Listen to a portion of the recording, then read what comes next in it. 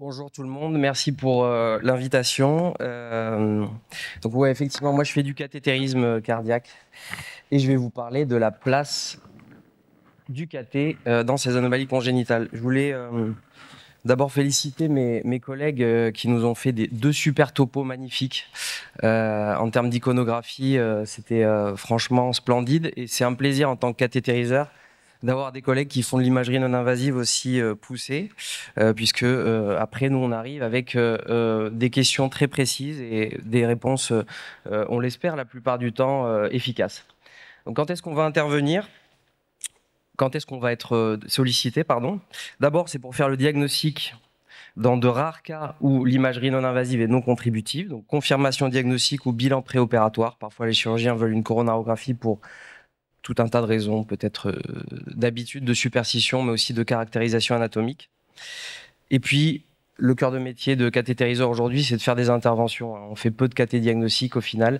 Et donc, les interventions dont je vais vous parler, c'est l'occlusion de shunt, donc l'occlusion de fistules coronaires, le stenting de sténose de trajet intramural, des anomalies de naissance. Je ne vais pas en parler, je vous l'ai juste mis sur cette slide pour vous dire que ça existe, mais c'est vraiment à la marge, extrêmement peu de centres le font, nous on n'a pas d'expérience, peut-être que ça se développera dans le futur, mais voilà, je voulais juste l'évoquer. Donc les rares cas d'imagerie non contributive, c'est anomalies de naissance et des malformations très rares, donc je vais vous montrer un cas clinique.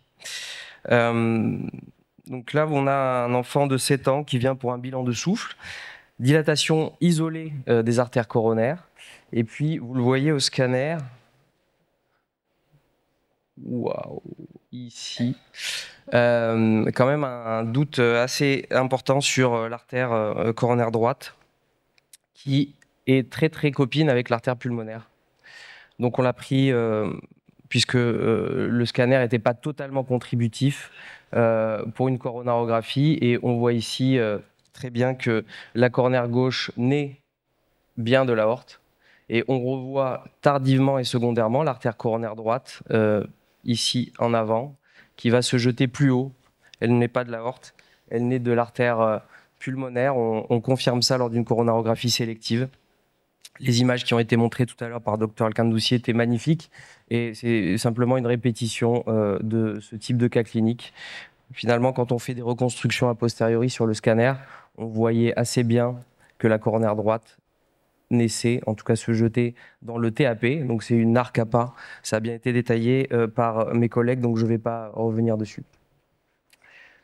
Enfant de 7 mois qui vient pour une décompensation cardiaque inaugurale, myocardiopathie sévère à l'écho, avec une boucle qui devrait marcher, mais ce qu'on voit, c'est que le VG est dilaté et qu'il y a une IM importante. On a un doute sur la coronaire gauche, et à 7 mois, le scanner n'est pas toujours contributif, donc on va le mettre en salle de cathé. Donc là, c'est le miroir du cas précédent. On voit une énorme coronaire droite, et secondairement, on le voit assez bien ici, donc coronaire droite, et puis l'IVA et la coronaire gauche sont perfusées à rétro et vont se jeter dans le tronc de l'artère pulmonaire. Pardon, c'est donc une alcapa. Ça a été très bien détaillé, comme je vous l'ai dit au préalable, donc je ne reviens pas dessus. Ça, c'est une enfant de 8 ans qui a présenté une lipothymie inaugurale. À l'écho, on voit une myocardiopathie dilatée hypokinétique avec une fraction d'éjection à 45%.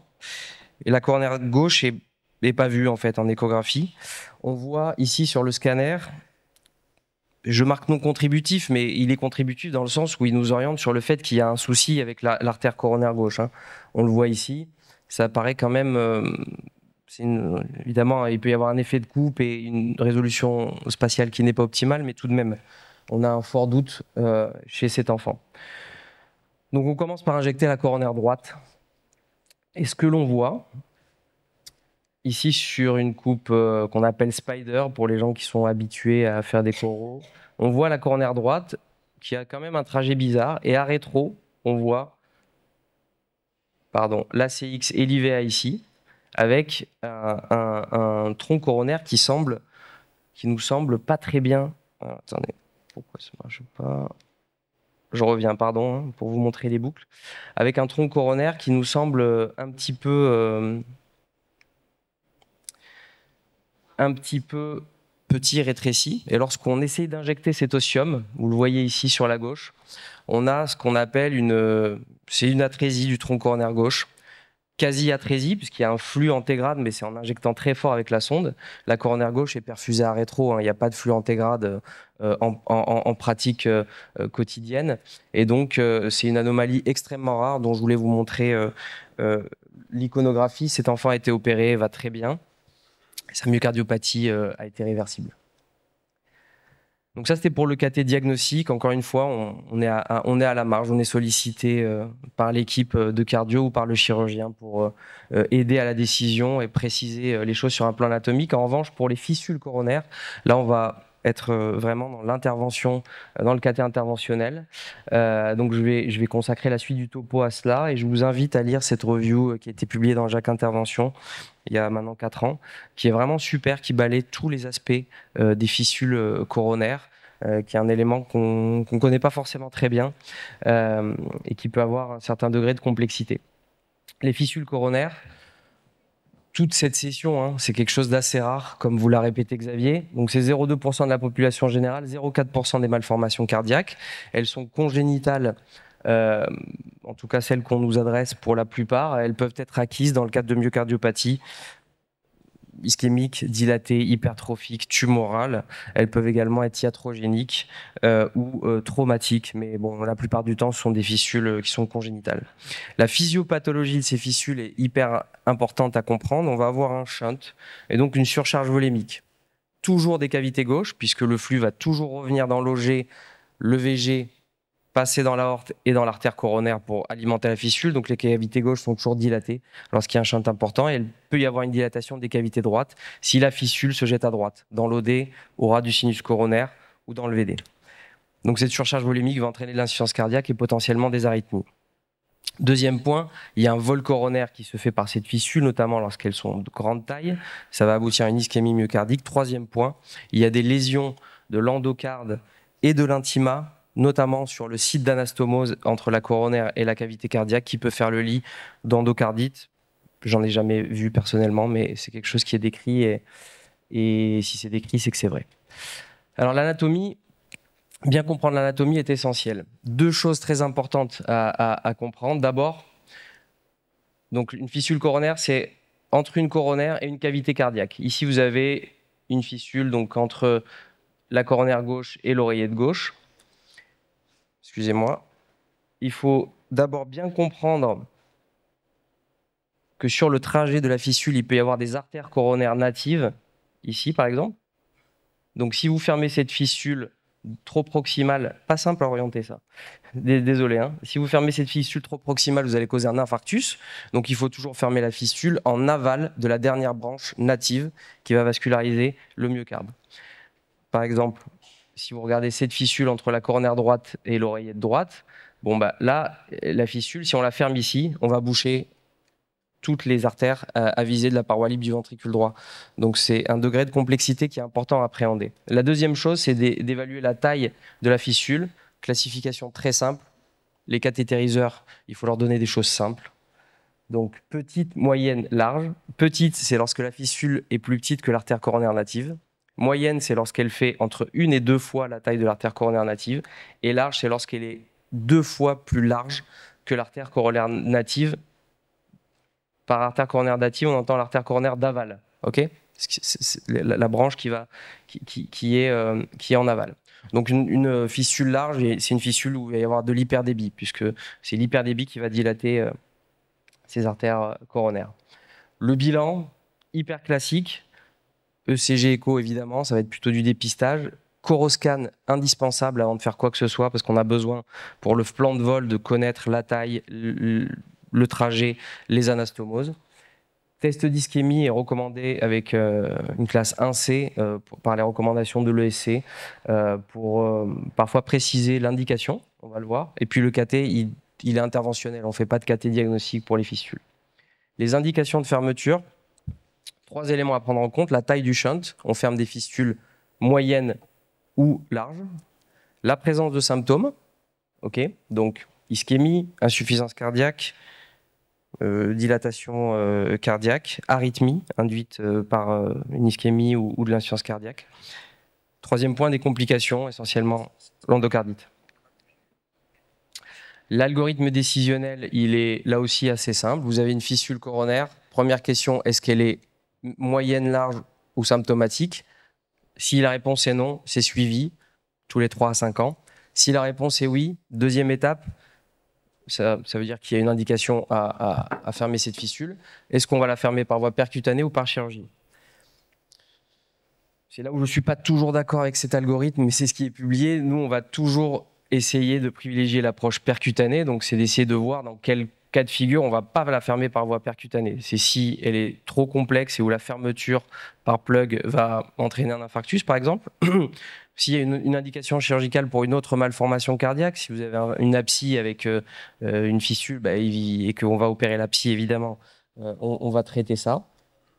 Si jamais on s'oriente vers une chirurgie, on va en parler après sur le topo d'après, mais ce qui est recommandé, c'est de faire une ligature chirurgicale et si la fissule est très large, de faire une ligature proximale avec un pontage. Pourquoi? Parce que si vous fermez une fissule extrêmement large, et je vais vous montrer une image, il y a un risque de stase importante une fois la fissule fermée, de thrombus à cet endroit-là, thrombus qui peut contaminer ou s'étendre au réseau coronaire natif, bien qu'il soit en amont, et donc causer des infarctus post-opératoires. La fermeture percutanée, je ne vous détaille pas ça, je vais vous montrer les cas de figure. Globalement, on va privilégier soit une approche antégrade, comme sur la gauche de l'écran, on va passer dans l'artère coronaire, cathétériser la fissule lorsqu'elle est petite, qu'il n'y a pas de réseau d'artère coronaire d'aval. On va venir mettre un coil ici, très proximal, avec un microcathéter. Si elle est très large, complexe, avec un trajet tortueux, et qu'elle s'anastomose dans les cavités droites, eh bien on va faire une boucle artério-veineuse, pardon, c'est un petit peu technique, mais globalement, on va pousser un guide dans la fissule jusqu'à ce que le guide ressorte dans les cavités droites. On va récupérer ce guide par un lasso qu'on a dans les cavités droites et se servir de ce guide pour venir la fermer par la droite. Et à ce moment-là, on va se mettre très très à ras de la fissule. Cas clinique. Un enfant de 4 ans, 19 kg, bilan de malaise. Il a une coronaire droite dilatée et au scanner, on met en évidence une fissule. Coronaire droite, oreillette droite. Donc, on voit ça ici, sur la gauche de l'écran. Une fissule assez large qui s'anastomose dans l'OD. Sur la droite de l'écran, vous voyez le réseau coronaire droit natif qui est hypoplasique et qui est très en amont de la fissule. Donc en gros, la fissule, il n'y a pas d'artère coronaire native qui naissent de cette fissule. Donc on va pouvoir la fermer sans trop de soucis. Alors vous le voyez sur la gauche de l'écran, on a passé un guide. On va venir récupérer ce guide avec un lasso. On va le retirer dans la veine cave et le sortir par la veine fémorale. Et via cette veine fémorale, on va venir implanter un plug, comme vous le voyez ici. Si ça veut bien marcher, voilà. Le résultat final, une fois le plug déployé, vous le voyez, il arrive par la droite. Et donc ça, c'est le résultat final, avant, après. C'est un enfant qui, n'ayant pas d'artère coronaire native à proximité, a été mis sous antiagrégant plaquettaire et qui va très bien. Cas plus complexe, un enfant de 17 ans qui a une fistule coronaire gauche OD, coronaire gauche infundibulum, pardon, qui est diagnostiqué dans le cadre d'un bilan de souffle.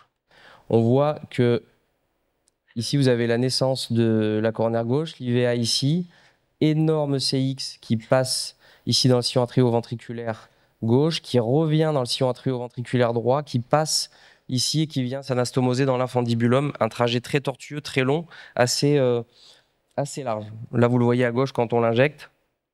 Bon, c'est très gros, donc on a utilisé la même technique, on est passé avec un guide, on a récupéré le guide dans l'oreillette droite et on a monté un plug, et vous le voyez. Ça devrait marcher, voilà. Ce qui saute aux yeux, une fois l'artère fermée, la fissule fermée, c'est la stase énorme qu'il y a dans la fissule sur l'image de droite, vous le voyez. Et il y a des artères natives qui naissent à cet endroit-là. Donc cet enfant, il a été mis sous anticoagulant pendant quelques temps. Et donc, on le contrôle à 1 an. Et si vous regardez bien, on a une fissule qui a involué en taille. Donc, elle est moins grosse, c'est logique. Mais il y a quand même toujours une stase importante. Donc, on a discuté entre nous. On a switché anticoagulant pour antiagrégant plaquettaire, mais on va le laisser au long cours. Oula. petite sonnerie qui me rappelle que je dois finir rapidement. Donc, les complications, elles sont exceptionnelles pour les équipes entraînées. C'est principalement des infarctus péropératoires qui sont liés à une anatomie complexe. Et ces anatomies-là, peut-être qu'il faut les réserver à la chirurgie. Le suivi, c'est tous les ans ou tous les 2 ans, avec un bilan complet, scanner à 1 an de la fermeture. Le traitement antithrombotique, il est non consensuel, comme je vous ai dit. Nous, c'est antiagrégant pour tous les patients et anticoagulant à discuter si la fistule est très large ou si on voit de la stase importante, comme chez ce patient. 2 informations pour finir. La première, c'est que vous êtes cordialement invité à vous inscrire à cette formation si vous êtes intéressé par le cathétérisme cardiaque qu'on lance cette année, qui s'appelle Discovery, qui est dédié au dispositif de cathé interventionnel pour les valvulopathies ou les cardiopathies congénitales. C'est une réunion d'experts qu'on fait à Bordeaux qui dure 2 jours et on peut s'inscrire et assister à distance à cette réunion, aux échanges et à l'ensemble des discussions. L'autre information, c'est la plus importante, c'est que je souhaite un bon courage au Paris Saint-Germain pour le match de ce soir et j'espère vraiment qu'on va remporter la coupe.